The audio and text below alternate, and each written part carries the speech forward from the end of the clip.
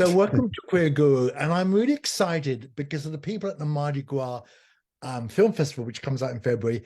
It wasn't for them, I wouldn't be talking to you today, because they spotted amongst all the very busy program a retrospective for Stephen Cummins, who died of AIDS in '94, age just 34, a filmmaker, and you were his creative partner.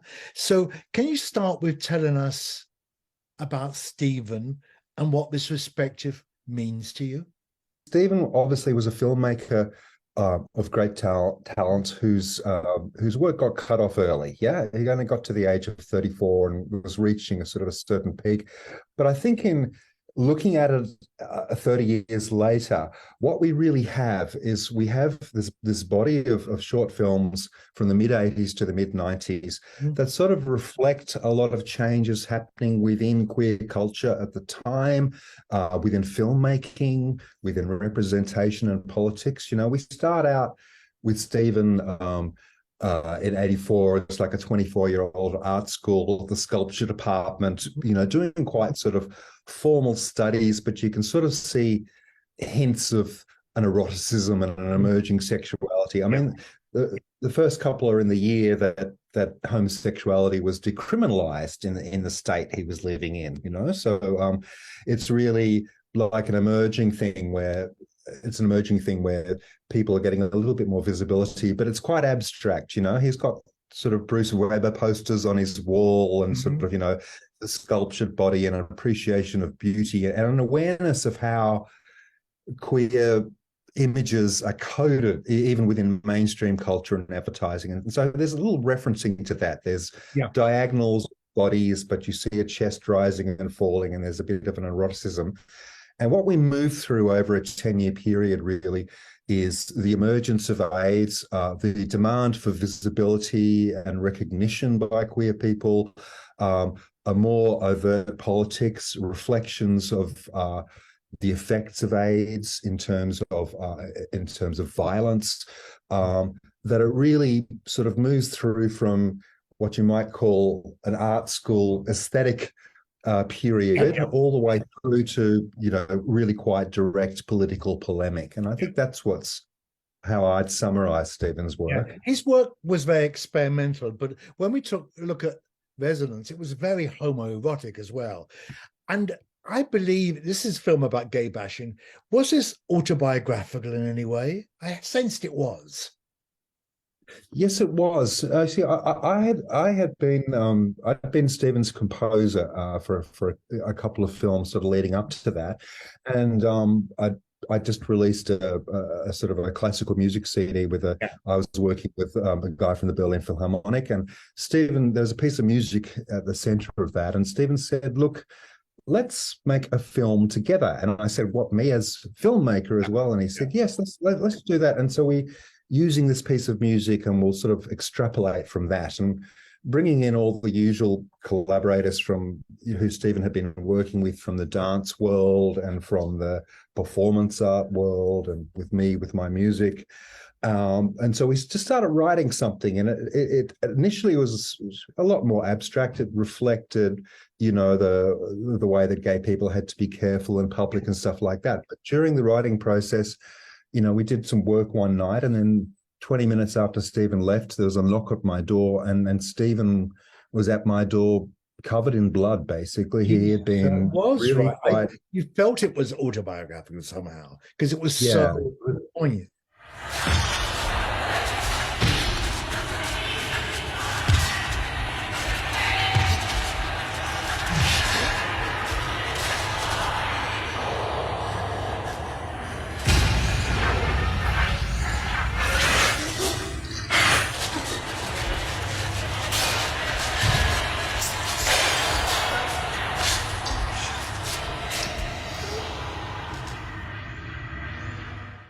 It was at the time where there was the big sort of backlash around AIDS. There's very heavy violence in Sydney at the time, and Stephen and I were both living right in the middle of the city, and so it was from his walk from my place to his place.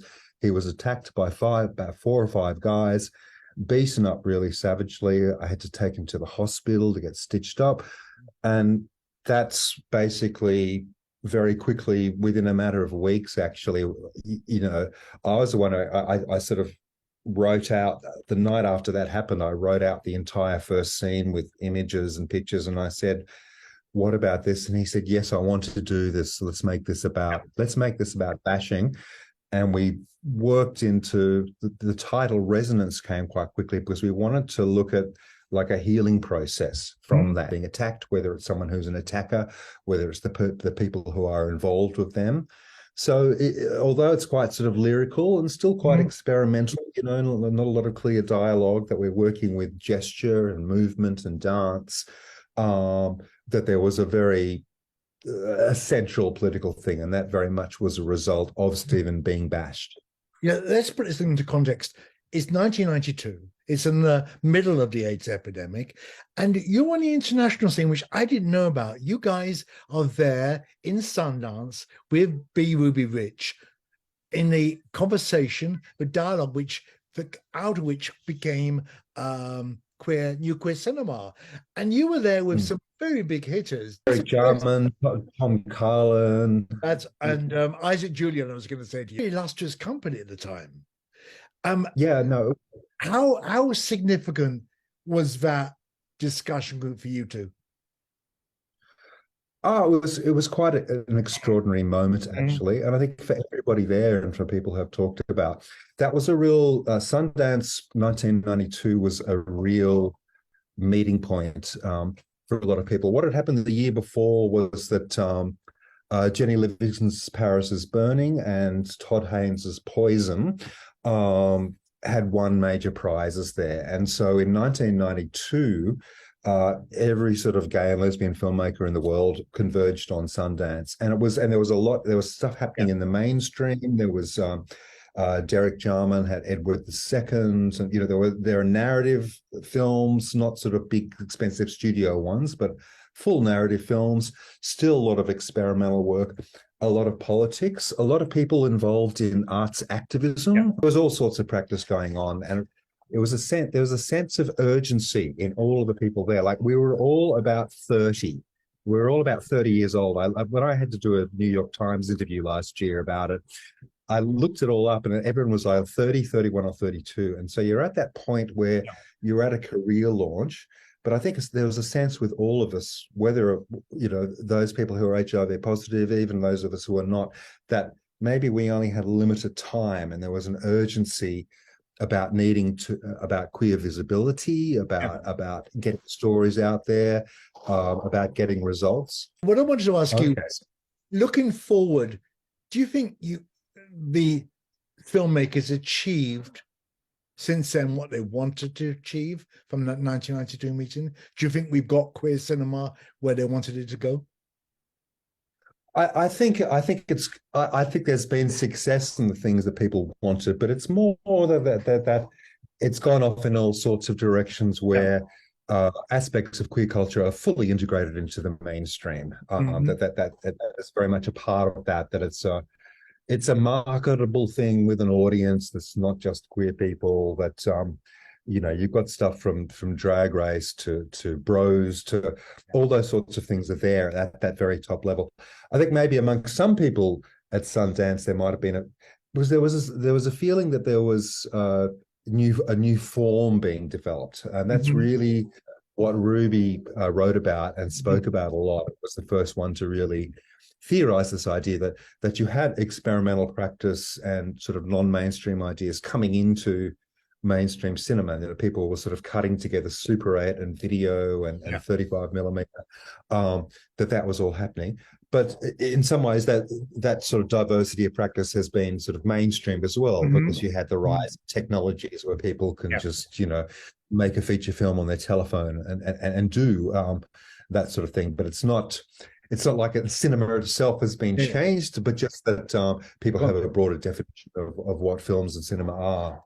How do you think the younger generation will react to this retrospective of Stephen's work? Is he known to our generation? No, not really, no, because I think when you look at, Stephen's work, a lot of Stephen's work was in little experimental film festivals and things like that. Resonance had its I mean, it was an enormously successful international film. We're at Sundance because we're also at New York and Toronto and Berlin, and it screened at over 100 festivals and was theatrically released in about 15, 16 countries. It was the first gay film ever shown in Taiwan. It really, as a film, it really sort of got out there. But I think the generation today, obviously, that's 30 years ago, that they wouldn't know about it at all. But I talk about the Stephen Cummins Film Trust. What's that about? When Stephen, when he died, he was a lecturer at an art school at a major university, and so there was while he wasn't a rich guy, there was, like, as part of that job, there was like a big benefit that would occur in the case of someone's death. And what he did in his will was that he left that to two arts organizations, Queer Screen, who are the organizer of the film festival, and also the Performance Space, dealing with like young performers. And both of those, the idea was to invest the money and use interest to establish annual prizes.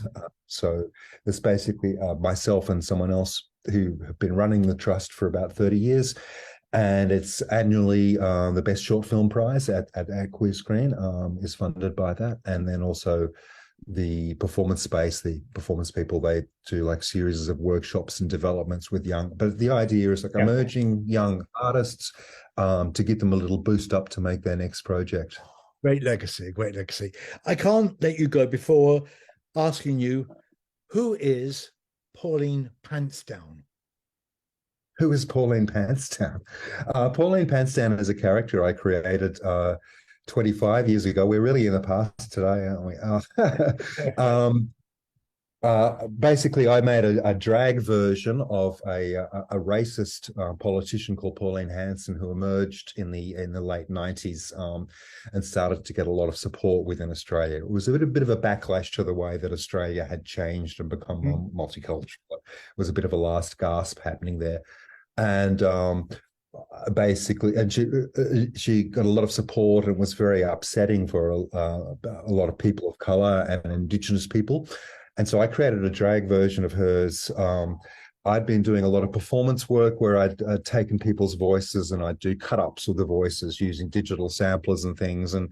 But I sort of made that into a pop format, and I made songs that took her words and completely reversed the meanings and performed it as a drag character. And the first one was banned after some extensive court action that she took, and then the second one, I became a pop star for about 6 months, and I ran against her for government.